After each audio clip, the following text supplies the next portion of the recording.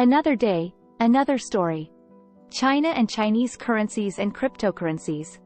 Sure, I'd be happy to provide an overview of China's currency history and its current state of adoption and regulation of cryptocurrencies, including its central bank digital currencies, CBDCs.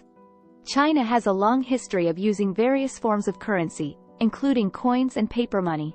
The first recorded use of paper money dates back to the Tang dynasty in the 7th century. During the Qing dynasty, silver coins were the predominant form of currency until the early 20th century when paper money was reintroduced. In modern times, the official currency of China is the yuan, CNY, also known as the renminbi, RMB. The yuan is issued by the People's Bank of China, PBOC, and is the world's third largest currency by value. It is subdivided into units of fen, jiao, and yuan, with 1 yuan equaling 10 jiao or 100 fen. In addition to the yuan, China has also used various other currencies in the past. For example, during the colonial period, foreign currencies such as the British pound and the Japanese yen were commonly used in China. Additionally, during periods of hyperinflation in the mid-20th century, China issued several different versions of its currency, including gold yuan, silver yuan, and yuan notes. Turning to China's adoption and regulation of cryptocurrencies, the country has had a complex relationship with digital currencies. On the one hand, China has been one of the world's largest markets for cryptocurrency mining and trading. However, on the other hand, the government has taken a strong stance against cryptocurrencies, particularly in recent years. In 2017, the PBOC banned initial coin offerings, ICOs, a popular method for companies to raise funds through the sale of digital tokens. The government also ordered domestic cryptocurrency exchanges to shut down. The reason for the crackdown was due to concerns about the speculative nature of cryptocurrencies and their potential use for money laundering and other illegal activities. However, despite the government's hardline stance against cryptocurrencies, China has also been working on its own CBDC. In 2020, the PBOC launched trials of its digital yuan, also known as the Digital Currency Electronic Payment, DCEP. The digital yuan is designed to be a central bank-backed digital currency that can be used for everyday transactions. The digital yuan operates on a two-tier system, with the PBOC issuing the digital currency to banks and other financial institutions, who then distribute it to consumers and businesses. Unlike cryptocurrencies like Bitcoin, the digital yuan is centrally controlled and operates on a permissioned blockchain, meaning that only authorized parties can access the ledger. The rollout of the digital yuan has been slow but steady, with trials taking place in several major cities across China. While it's still too early to say how successful the digital yuan will be, it's clear that the Chinese government sees it as a way to modernize its financial system and reduce its reliance on the US dollar.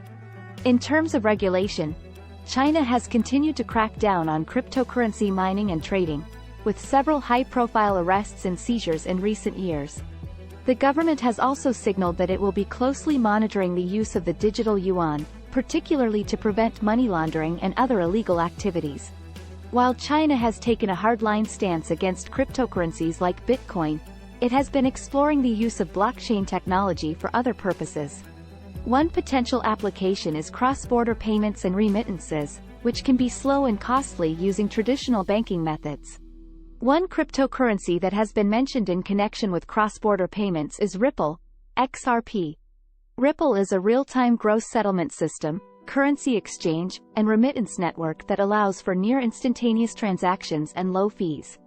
The technology behind Ripple, called the Ripple Protocol Consensus Algorithm, RPCA, is based on a decentralized blockchain database. In 2019, it was reported that the PBOC was exploring the use of Ripple for cross-border payments between China and other countries. While there hasn't been any official confirmation of this, it's possible that China could use Ripple as a way to bypass the US dollar in cross-border payments and reduce its dependence on the traditional banking system. Another cryptocurrency that China has been exploring for cross-border payments is Stellar Lumens, XLM.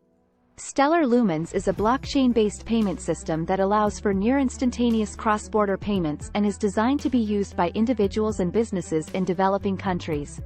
In 2019, it was reported that China's central bank had partnered with the National Payments Corporation of India, NPCI, to explore the use of blockchain technology for cross-border payments.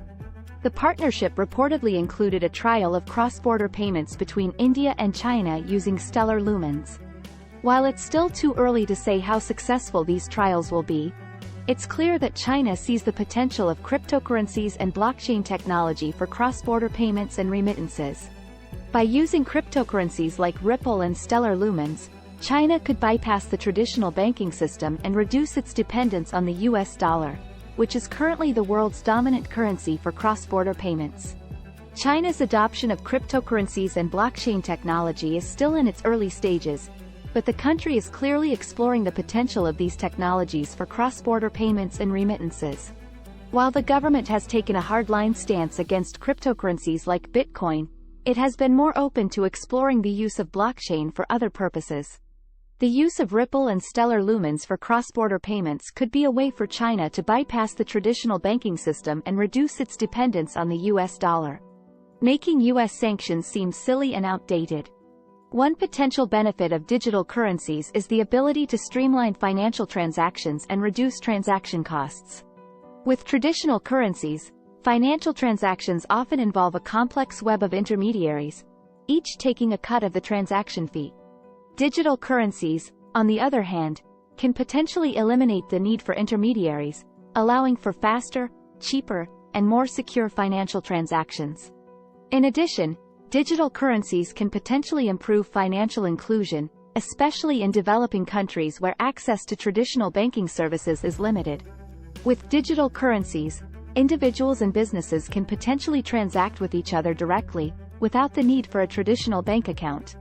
Another potential benefit of digital currencies for China is the ability to increase its global financial influence. As the world's second-largest economy, China has been seeking to challenge the dominance of the US dollar in the global financial system. By promoting the use of its own digital currency, China can potentially reduce its dependence on the US dollar and increase its influence in global financial markets.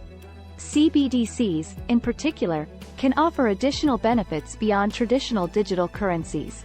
For example, CBDCs can potentially increase the effectiveness of monetary policy, allowing central banks to more easily control the money supply and stabilize the economy. CBDCs can also potentially reduce the risk of financial instability, as they can potentially be designed to have built-in safety features that prevent over-leveraging and other risky financial behaviors. In addition, CBDCs can potentially improve financial transparency and combat illicit activities like money laundering and terrorism financing. CBDC transactions can potentially be easily traced and monitored by regulators, which can help to prevent illegal activities.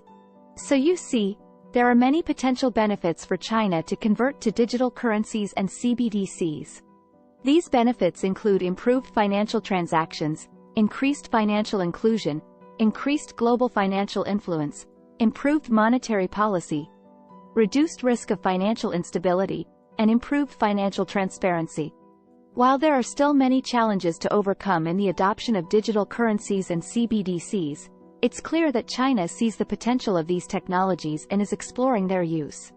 In conclusion, China has a long and complex history with currency, and its adoption and regulation of cryptocurrencies has been no different.